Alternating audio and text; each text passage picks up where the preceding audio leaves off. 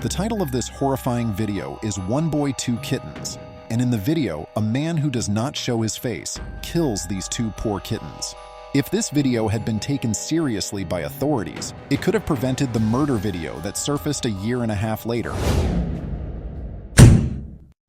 When Luka Magnotta was born in 1982, he was named Eric Clinton Kirk Newman, but he later changed his name to Luka Magnotta. My name is Luka Magnotta. This change was probably because he wanted to erase the painful memories of his past. Luka's ex-girlfriend Nina Arsenault said about him, he mentioned there was some messed up stuff that happened to him when he was a kid. I was not surprised to find out one of my exes was caught for killing someone. I just didn't think it was going to be Luka. We don't exactly know what haunted Luka so deeply, but we do know that doctors diagnosed him with paranoid schizophrenia, which is the same condition that his father also had. We don't know if it was because of his painful past or it was because of his schizophrenia, but Luka did everything he could to destroy Eric Newman. He underwent plastic surgery, he became a male escort, and also he started acting in adult movies. And what do you do for a living? I'm a model. Okay. Do you want to talk about the other stuff that you do? Yeah, or definitely. Is that okay with you? Yeah, Okay, that's great. all totally fine. Super. Basically, I do a lot of adult modeling, and I do adult films as well, and I'm pretty comfortable in front of the camera. Luka Magnotta also had a deep passion for fame, and he wanted to be seen at any cost. One example is his obsession with creating hundreds of fan pages for himself and showering himself with praise. Additionally, in 2007, rumors spread on the internet that Magnotta was in a romantic relationship with the infamous Canadian serial killer, Karla Homolka. But Magnotta's psychiatrist later revealed that Luka himself had started all these rumors. It is likely that he did this simply to gain notoriety as a bad boy figure. And it's all because of this whole rumor of you dating Karla Homolka. This is the thing that's... The rumors destroyed my life, basically, and I've been receiving death threats. My address is posted, that's why I had to move. I want my Pomeranian back. It was taken out of my SUV.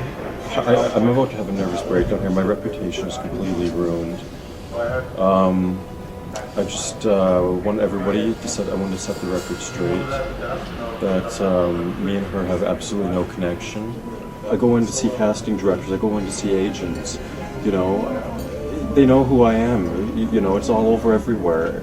On December 21st, 2010, Magnotta took his first step toward fame, but it was a big mistake because he forgot an unwritten rule known as Rule 0, don't fuck with cats. Magnotta uploaded a video to YouTube. The video title was One Boy, Two Kittens, and in the video, he cruelly kills two kittens. But the video didn't show his face.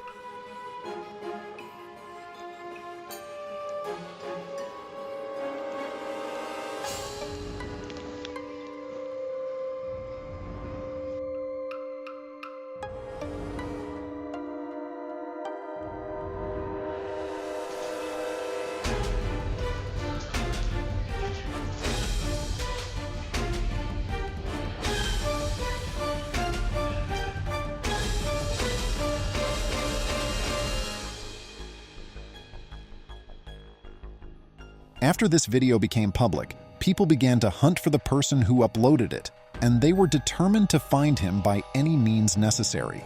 A year later, in early December 2011, another video was posted online. As I mentioned at the beginning of this video, it showed a man wearing a Santa hat, and he was feeding a kitten to a python. Internet users knew that the person who posted this video was the same individual who had posted One Boy, Two Kittens the year before. It was also clear to everyone that someone capable of such cruelty could likely consider killing a human.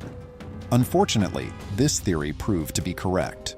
On May 25, 2012, a video titled One Lunatic, One Ice Pick was released. If you cannot bear to hear the description of one of the most grotesque crimes ever committed, mute the video until this sign is gone.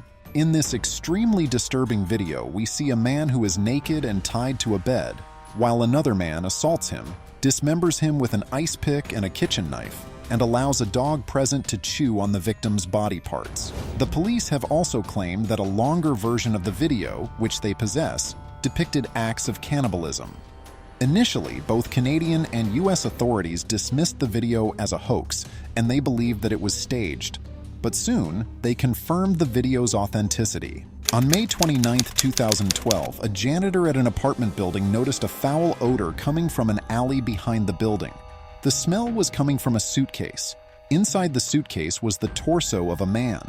But where were the rest of the man's body parts? On the same day, a blood-soaked package with a terrible odor was delivered to the national headquarters of the Conservative Party of Canada. The package contained a human left foot. Another package, containing a left hand, was intercepted at a post-processing facility in Canada, and it was addressed to the Liberal Party.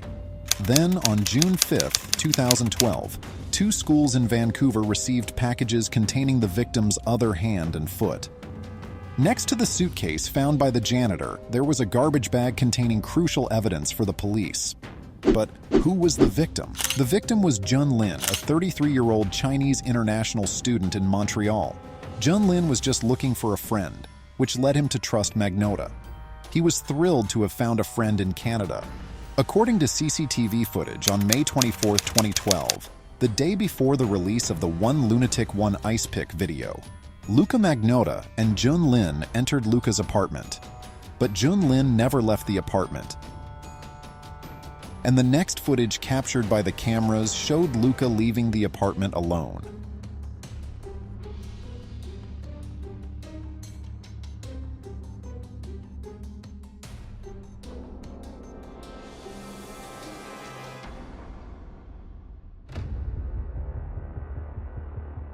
The police investigated Magnotta's apartment. They found blood and bloodstains, and it proved that the apartment was a murder scene. But Luka himself was not there. Later, airport CCTV footage showed that he had flown from Montreal to Paris on May 26th. On May 30th, Luka Magnotta's name was added to Interpol's most wanted list. On May 31st, Luka traveled from Paris to Berlin. A wide police search was going on to find the ferocious killer. And finally, on June 4th, Magnotta was arrested in an internet cafe in Berlin. At the time he was arrested, he was Googling his own name and enjoying his notoriety. Before his trial, Magnotta claimed in an interview with a psychiatrist that he heard voices telling him he had to commit the murder. He claimed that the voices told him Jun Lin was a secret agent who needed to be killed and then delivered to the government. And because he had to turn in Jun Lin to the government, he mailed the body parts to those government offices. This today is maybe one of the most important days of your life. Okay, a lot happened from the end of May till today. However, Magnotta's claims were not taken seriously, and psychiatrists concluded that Magnotta was simply seeking attention and nothing more. The jury also rejected the insanity defense and convicted Magnotta of first-degree murder. Eventually, he was sentenced to life imprisonment without the possibility of parole.